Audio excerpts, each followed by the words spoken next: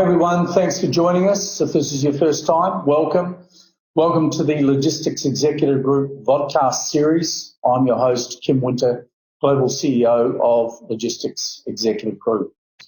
We're continuing on the COVID series and its impacts on various elements of industry and the supply chain, logistics in particular. And I'm joined today again by Darryl Judd.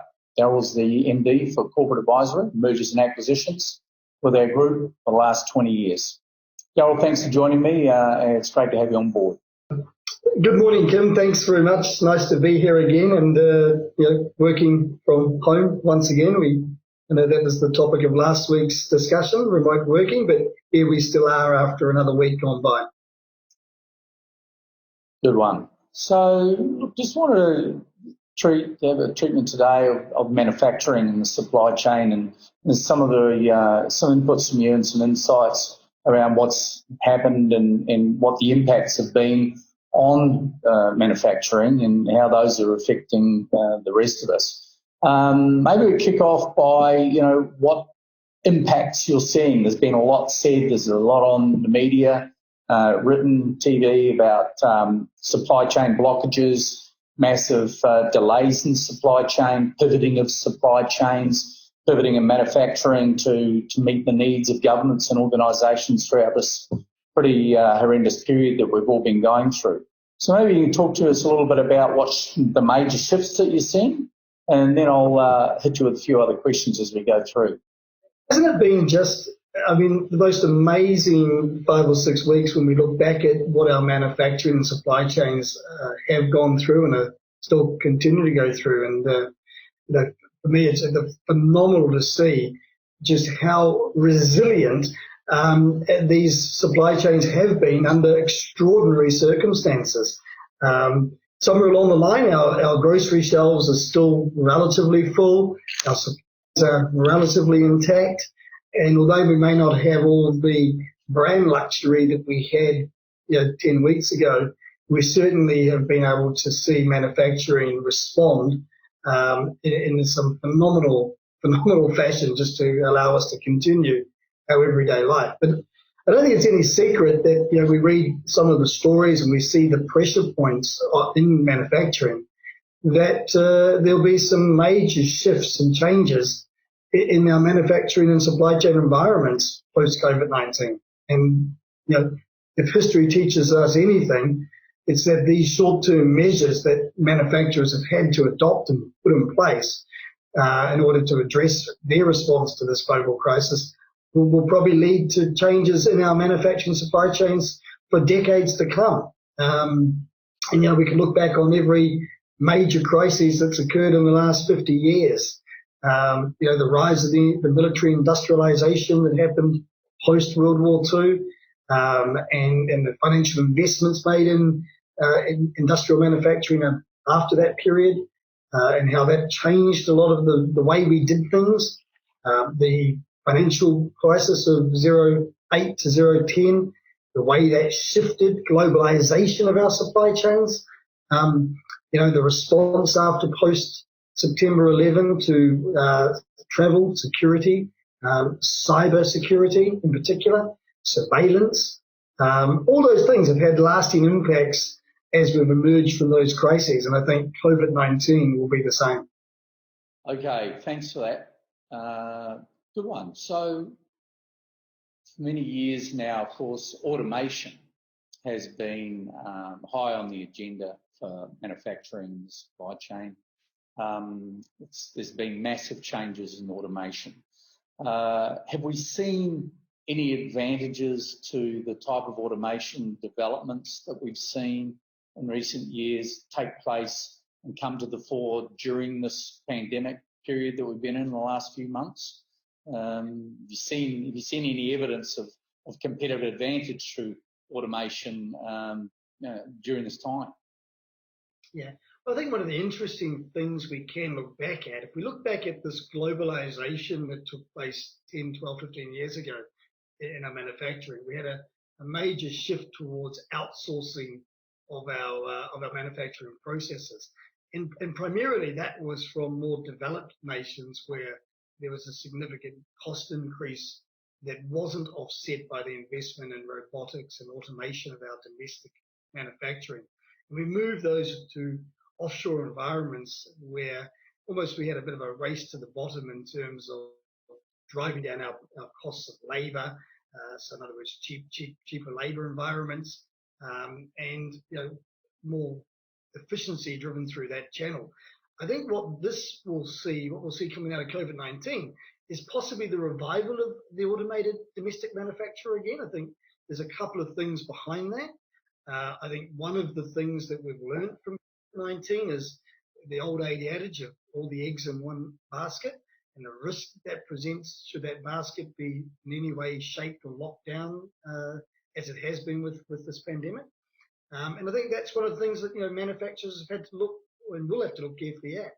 I know this has been an unexpected and unprecedented set of circumstances, but that for the first time in manufacturing for a very long time, if not ever, we've seen three major things impact manufacturing all at the same time. Number one was we saw a real demand challenge in our businesses. We've seen a major supply chain challenge in our business. And of course, we've also seen the impact of workforce availability or lack of it through the lockdown affect us. But it didn't just affect us in one region, as in how other crises have affected us. It's affected us globally. And so for that unprecedented set of circumstances, manufacturers will be looking very, very carefully now about having all their eggs in one basket. Now, nearshoring, you touched on nearshoring a moment ago, as costs in China and other low-cost manufacturing parts of the world started to rise. Companies more and more chose to nearshore parts of their manufacturing back closer to their markets. We saw the emergence of Latin America as a supply basin for the US, for example. But the challenge there was we never really saw that decoupling of the eco-supply system. And so the eco-supply system largely still remained in these key manufacturing pockets of China and India. So I think going forward, they will be two elements that will start to shift in our manufacturing. I think we'll see a decoupling of those ecosystems, and we'll see not just the nearshoring trends emerge, but we'll actually see those ecosystems duplicated or relocated elsewhere to provide greater contingency for events such as this one we've had now, where we have a complete shutdown of demand, supply, and our workforce availability that catastrophically affects our supply chain. Yeah, good one. It's interesting you talk about the automation and digitization element. I mean, for many organizations, robotics is a very expensive investment. You need to retool. It does affect your labor, so therefore that was going to create redundancies and therefore geopolitical pressure on workers that governments didn't take a liking to. And so offshoring was the easiest way to get around that. I think now we'll start to see governments look at their domestic manufacturing capabilities. Previously, they've appeared to let those industries sink away and be replaced by service-driven industries. In the US, we saw most of that manufacturing go to China, particularly from the Midwest or the Rust Belt areas. And in return for that, what the US got very good at was innovation and invention and controlling patents and research around that. I think now governments will be much more focused on maintaining an element of domestic production inside their borders and capability that allows them to turn that on when they have an environment whereby a pandemic or something like that does affect their global supply chains. Okay, thanks. I guess, talking about this whole last few months and the dynamics of manufacturing and the way that organisations have needed to pivot and be doing different things than what they would normally do, not just from a pure manufacturing perspective, but also the way that they're managing, and handling labour and their talent pools and what have you. Apart from being completely shut down, when organisations are operating, and we definitely are looking forward to more organisations coming back up and kick-starting again, we look at the healthcare supply chains. there's been a lot of diversification of what's needed to happen there. We'of seen previously well-established rules broken. We've seen India taking down all of the rules and making massive exemptions to distribute a whole range of drugs in their healthcare system to all around the world. And I see they've been promoting that on LinkedIn recently. It's quite staggering the amount of product that they've been shipping out to different parts around the world. But if we come back to healthcare supply chains, do you think that some of the dynamics and the pivoting that's needed to take place during this pandemic will stick around? Do you think that some of the changes will stay for long term, or are these just an aberration? These are just short-term changes that have taken place? Really interesting topic you pose, just how much of that will last and be appealing. But I think history teaches us that out of those short-term measures, we do see changes that lead for decades, as I said at the very start of this conversation. If you look at our modern supply chains, and healthcare is a very good example, I mean, they've become increasingly more interconnected, and through that have become increasingly more complex. Goods often have to pass through multiple stages before reaching the end consumer. And one of the things that with things like national lockdowns and borders closed, COVID-19 created a set of circumstances that really disrupted all the mechanisms by which individuals, consumers, but governments also received their goods or were able to source their goods from.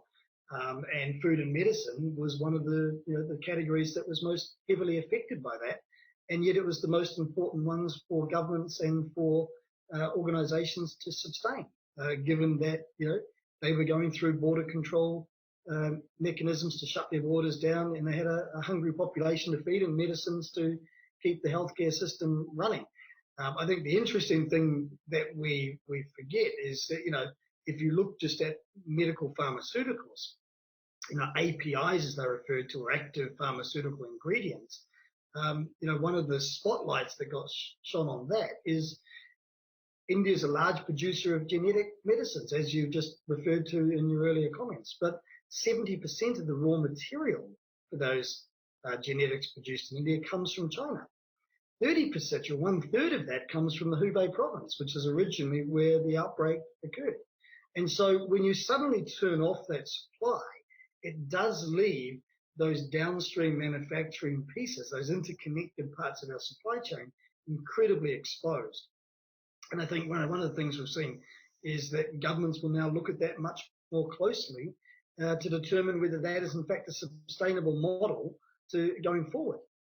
We've seen, and you just mentioned about India opening up its trade limitations on what it can and can't export and the volumes by which it can. I'm very certain that governments will be looking at more cooperative ways to be able to ensure that globally we have the right inventory placed in the right locations in order to satisfy the global demand. Because if you look back on the last few weeks, we've seen an incredible scramble for lollies as countries grab whatever PPE equipment or COVID testing equipment they can to secure the supplies that are necessary to sustain their healthcare systems. And much of that has left us very exposed to faulty goods, to equipment that's been manufactured, I won't necessarily say badly manufactured, but equipment that has been led to higher failure rates than perhaps equipment that's gone through more quality control checks. And I think on reflection, we will see a much different supply chain from the healthcare sector coming out of this, with much more scrutiny on where we manufacture, what the quality looks like, how much inventory we hold, how much domestic R&D we do to ensure we've got capability in that area. And I think we're starting to see that now. Governments have already announced that they are looking to, develop additional manufacturing hubs or zones to satisfy key industries. Yeah, good one. So, talking about that has raised the issue in my mind. If those macro issues, if we go to more look at the micro elements of manufacturing and the supply chain, we've talked previously on the series about remote workforces, of course, and the distributed nature of talent and of input, not only from a human perspective, but also from an artificial intelligence or automation perspective. Do you think we're seeing any effects of that remote element of workforces and information and affecting the way manufacturing will be done in the future? I mean, obviously there's been some real restrictions around having very many people in the same place. So with the social distancing, has that had an impact that you've seen on manufacturing? Are there going to be new norms there, or will things just go back to the way they were before? I mean, let me just tackle the subject of, because there's a couple of questions in that. There's the question of our workforce, and there's a question of data and digitization and visibility.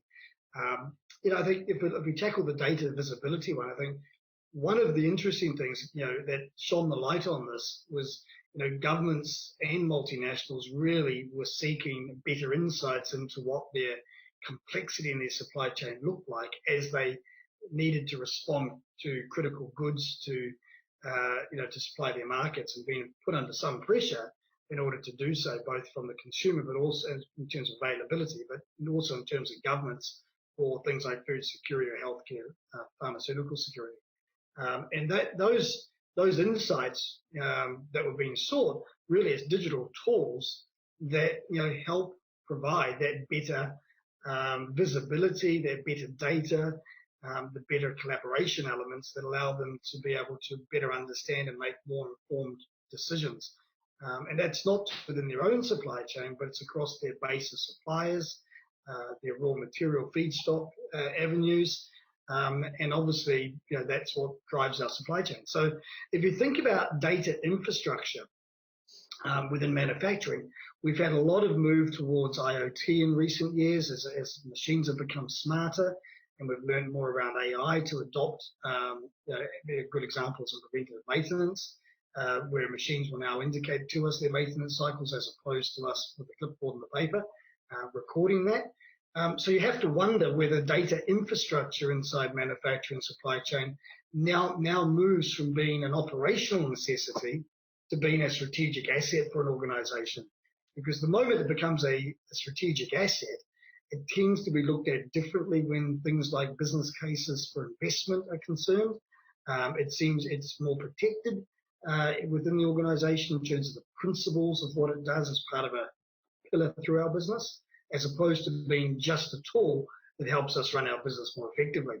And if you take that conversation a step further, it almost advances the need for a faster rollout of things like 5G networks to enable that sort of technology to become effective. If we go back to your second question, which was on the remote working, absolutely, I think we're going to see much more regulation, at least in the short term, around social distancing. And if you translate that to our warehouse floors or to our manufacturing production lines, we often are very cramped in terms of our environment. Our line operators who have a physical necessity to be at those machines operating them are normally in close proximity to one another. Or the social distancing, that may in fact become more challenging. So what does that mean? There's going to become a little bit of a trend towards seeing the decoupling of some roles from that shift operation, and they will be stationed remotely away from the physical machine, whereas previously they may have been sitting right on top of that, and it will now be the only essential operator there. Now, as those measures are put in place, the only enabler becomes digitization. It becomes the major tool by which allows our workforce to collaborate at a production level and to be as efficient as they would if they had a full shift operation. So the whole concept of virtual shifts now becomes a topic that can be underpinned through the use of technology. And I think we're going to see increasingly more manufacturers need to look at that through necessity because of these social distances and other restrictions that are a vital necessity in order to control a pandemic of this nature. Okay. You talked a little bit earlier about the cross-border factors, decentralisation, I guess referring to the fact of the need as a result of what's happened with the pandemic, of the need to firm up and decentralise supply chains, especially around manufacturing, to ensure security of product, in particular food security. We don't think we've seen massive food shortages too many places in the world at this stage. We've seen a lot of supermarket shelves get very empty very quickly of certain products. Arguably not a critical issue. But if we talk about general goods for the wider manufacturing sector, we all know that there's been a massive centralisation into certain Asian countries, in particular with China, and really that has caused some issues in regards to supply, not only of things like PPE, but other essential goods and parts for machinery and for various other elements of processes of products around the world.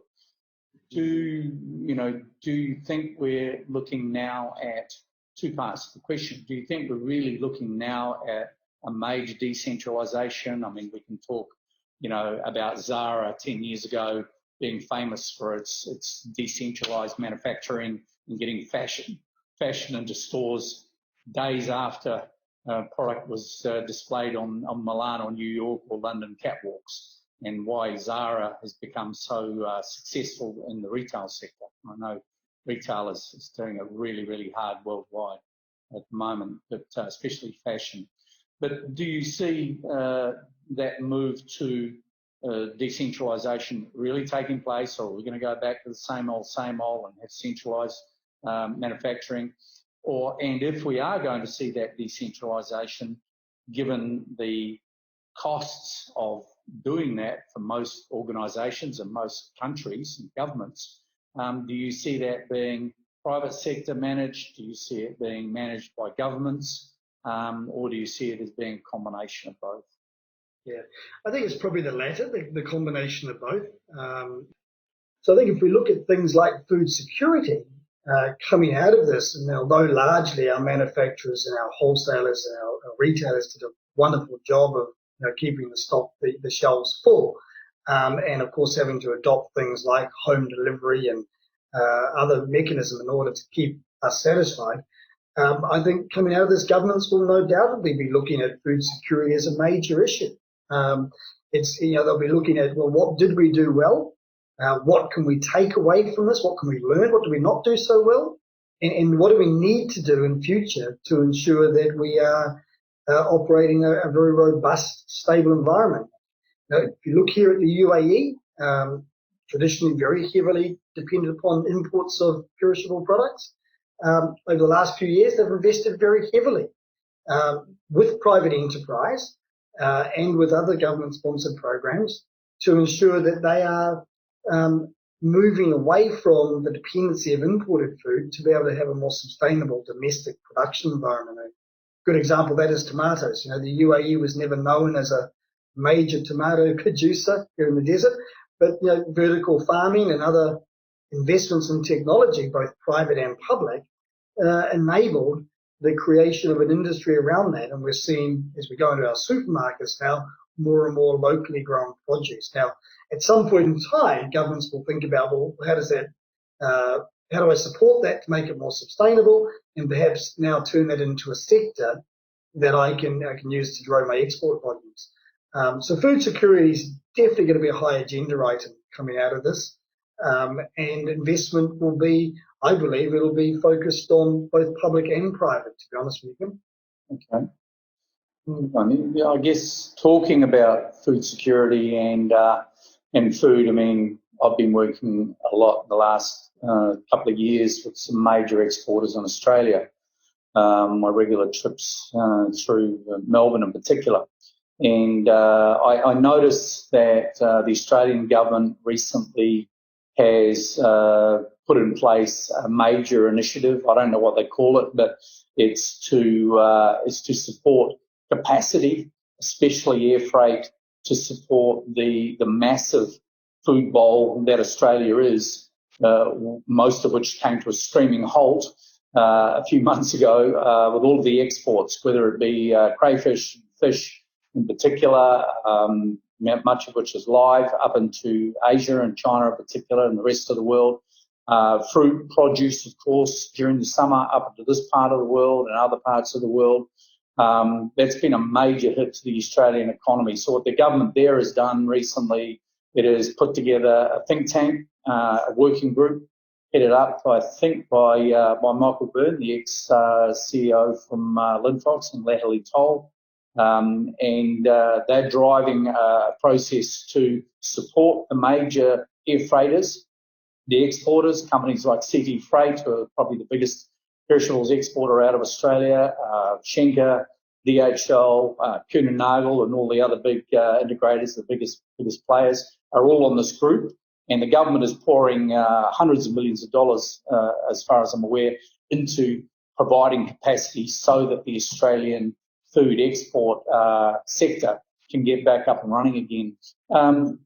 What are you seeing around other parts of the world? You've got a lot of connections in the aviation space, air cargo in particular. What are you seeing in terms of incentives? I know we're seeing a lot of passenger aircraft turning into cargo aircraft. What are some of the major initiatives and what are some of the upsides moving forward? Freight moving. Yeah, I think if we look back in history, I think one of the things that the last major financial crisis taught us in 2008 to 2010 was the need for immediate stimulation of economies as you come out of this. You can't just rely on consumers and businesses to drag you out of that. And I think it's been encouraging to see that in countries like the UAE, like Australia, like the US just recently, and the UK, is that governments have been very quick to ensure that small, medium, and large-sized businesses have the financial resources to persevere through these difficult times. For a lot of companies, their cash flow has been affected, and as you rightly point to, for those organisations that are export producers, the stopping of passenger aircraft, which is a major share of our air cargo capacity, has affected their ability to supply markets. And I think it's, I do have a bit of a smile. I go back to, my distant history and the repurposing of passenger aircraft into freighters, as we now see with many airlines doing that. Emirates, Lufthansa, we see Air New Zealand have done it, Qantas are doing it. All around the world, we're seeing airlines repurpose their fleet for cargo. I remember back in the mid-2000s, we were running 767s carrying just newspapers and mail in the evenings in order for vital supply chains to continue, and then during the day we fly them as passenger aircraft. Now, ultimately that's stopped because it's difficult for the maintenance guys to get their hands for line maintenance on the aircraft, and it's been operated to a very full schedule. But one of the things we did see was airlines respond very quickly and repurpose their fleets. Now, coming out of COVID-19, I think we're going to have a close look at just where capacity is needed.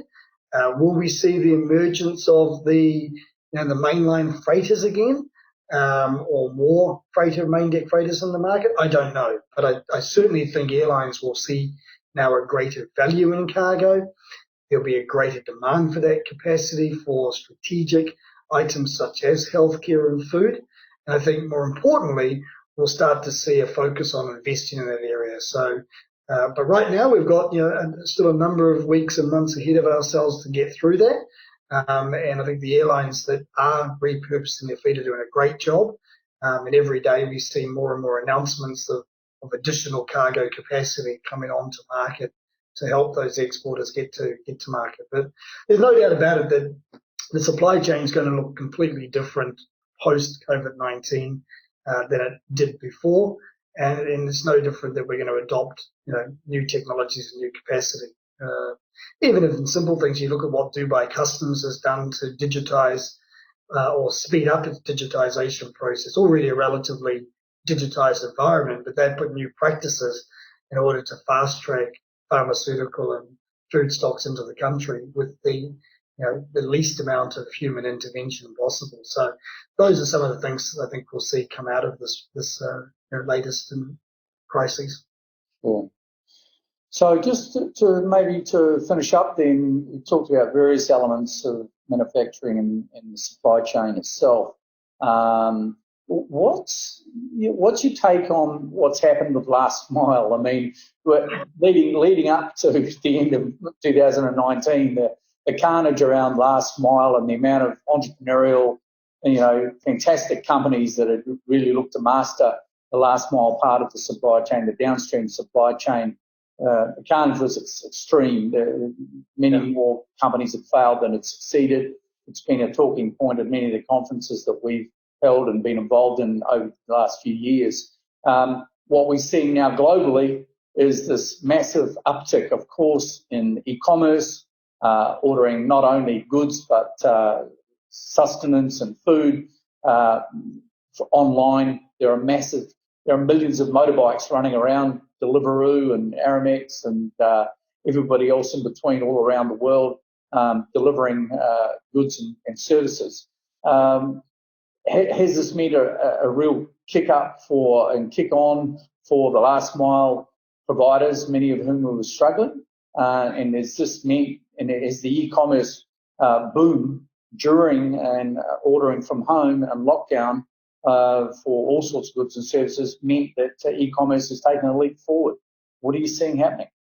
Yeah, well, I mean, look, e-commerce has been a success growth story, as we all know, over the last 10 years, and we've seen it in Asia, we've seen it in the US, we've seen it here in the Middle East, and of course, Africa is now going through its e-commerce boom as we sort of unlock the cross-border e-commerce and enabling consumers to buy online and receive their goods.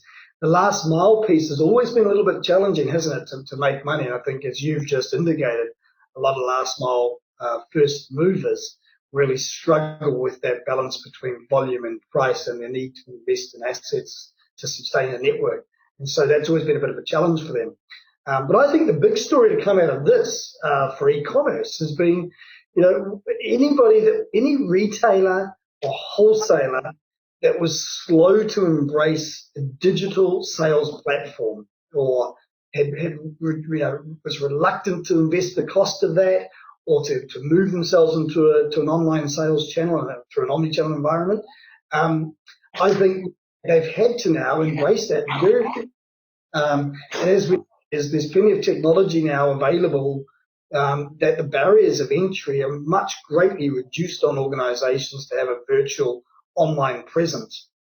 Your supply chains are largely plug and play. The logistics providers have really worked closely with their digital cousins to ensure the connectivity between platforms and marketplaces and the physical logistics providers. And so we've sort of broken that barrier down. If you were slow to move to that environment, then you just weren't in the game, and your revenue, if you're bricks and mortar, your revenue turned off as the doors got closed on you. So I think that's been a major shift, and I think what we'll see is an acceleration of those brand owners and retailers and wholesalers moving towards anyone that was slow to the party is now playing catch up and will have to get there through necessity, just purely to have an alternative channel for them to trade. The second part of that, of course, is the last mile connectivity. All of us found ourselves, it was no longer an option to pop down to the store and to get the item. So if we really wanted it, we had to move to an online sales portal, necessitated a need for delivery. So if we were technology reluctant, or we were distrustful of online shopping, maybe it's through product integrity, maybe it's through the payment channels, maybe it's just purely through the convenience of being able to pop to the store and get it, actually we had to now embrace that. Particularly in the case of things like food and online groceries, which was always one of those categories that people were slow to adopt. Will they pick the freshest goods? Will I get it as conveniently or at the same time, given I'm not always going to be at home when the delivery guy comes? But this experience has broken that down. We've had to embrace that pretty promptly, and I don't know anybody in my circle that hasn't bought groceries online in the recent weeks purely out of necessity because of our situation with not being able to move around or the difficulty of getting permits. And so those two elements for me are really interesting in e-commerce. Your retailers having to adopt digital channels, your consumers, who are reluctant consumers, now moving towards that. And of course, what that does is once you buy and you invariably gain confidence in that online channel. And so as your confidence grows, you're more likely to shop more frequently or more greater online once things return back to normal. In other words, you're less likely to return to the store and more likely to shop online. So I think that's been a winner for the last mile. I think it's been interesting to see industries that have traditionally not been last mile carriers. And I'll use the taxis, for example. We saw the taxis here in the UAE repurposed as delivery vehicles because they simply didn't have any passengers and they were an available asset that could in fact service home deliveries. So I think we're now going to see this more of a virtual look at how we consolidate our assets across the channels of passenger delivery and other modes to enable that. And I do think we're going to see a continuing rise in e-commerce, but it's not going to be because of that, the phenomenal adoption of e-commerce. It's going to be because people are getting now comfortable shopping for their groceries online or other commodities. And retailers that you buy from today, you'll be able to buy from quite normally. Okay. So those are two major shifts I see, and whether that's enough to get the big, the new entrants into the last mile, enough volume through the right price to break even and make money, one can only hope so. Okay, well, good one. Thanks for that, and thanks for sharing those insights. Always good to get your input and what you're seeing in the marketplace and customers you're talking to, and not the least of which is all the media that's floating around to share information with us as well. So look, everybody, thank you, Darryl, and thank you everybody else for joining this Logistics Executive Group podcast. As I say, it's our intention to bring many of the world's top executives, entrepreneurs, companies, not only just in the supply chain and logistics space, but right across global markets, trends and innovations as we move forward into brighter days, I guess. So without further ado, thank you all again. And look, please stay safe, keep a distance, and be well, everybody. And we'll see you again soon. Thank you.